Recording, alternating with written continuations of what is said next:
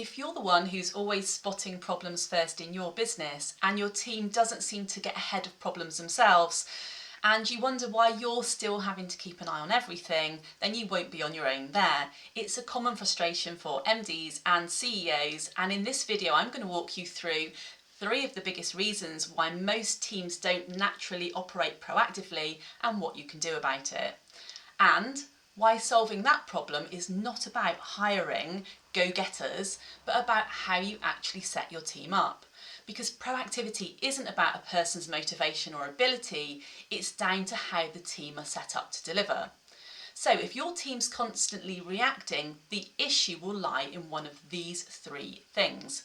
Number 1, who owns what? Number 2, what the goals are. And number 3, whether there's space to think ahead.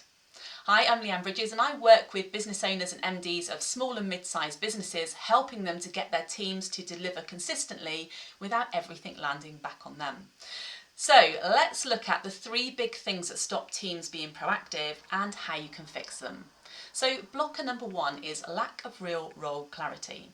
Now in small and mid-sized businesses, I often see one of 2 things. Either there's a basic job description that lists some tasks but doesn't define outcomes or ownerships, or there's no clear definition at all because the business is trying to stay flexible. They don't want to put people into boxes and restrict themselves. But the problem with both approaches is that unless there's real clarity on what someone owns and the outcomes that you need and expect, people hesitate. They wait, they second guess what's needed, and that hesitation is what kills proactivity. Blocker number 2, lack of future direction. So when the business goals are vague or constantly shifting, everything does become reactive. They will default to quick fixes that solves today's problem. And number 3, there's no space for forward thinking.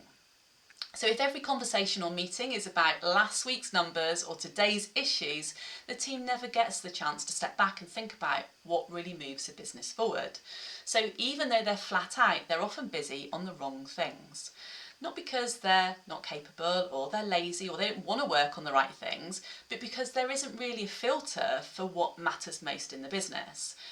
Proactivity needs time and space for people to prioritise, plan, and challenge how things are being done.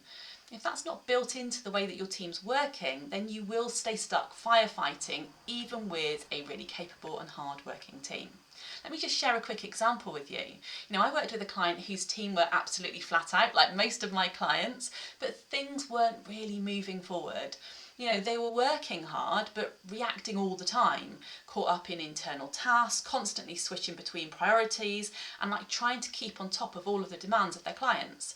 They had no time to step back, challenge anything, or think about and fix the things that were really slowing them down.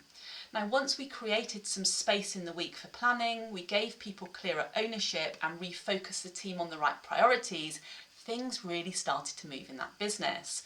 They sorted out some really long-standing problems, one in particular in their sales to delivery handover.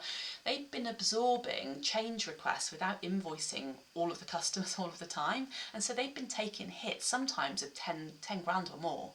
And so that process, now that they've looked at it and had the time, is tight. They're recovering those costs now, and more importantly, that was just the first of loads of issues that they've been able to sort out together, now that they've got the structure to do it and the space that they need.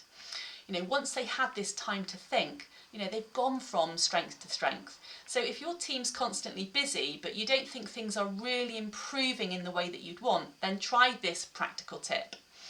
So block out just 1 hour a week for your team to step back from delivery and to look at what's slowing things down. Now, you don't need a big offsite for this, just a regular slot where there's focus and you're not firefighting, but actually thinking about how to improve how things work. And so ask the team then, what's not working and what would make it easier for us to get the right results? That one habit will create space for proactivity, and that will compound over time.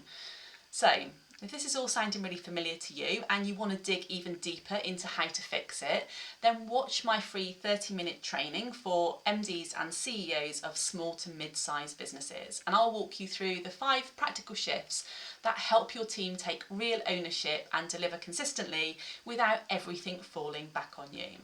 And in that training, there's a bonus that will help you get started and take action right away. So click the link below to get started on the training and get your team delivering consistently.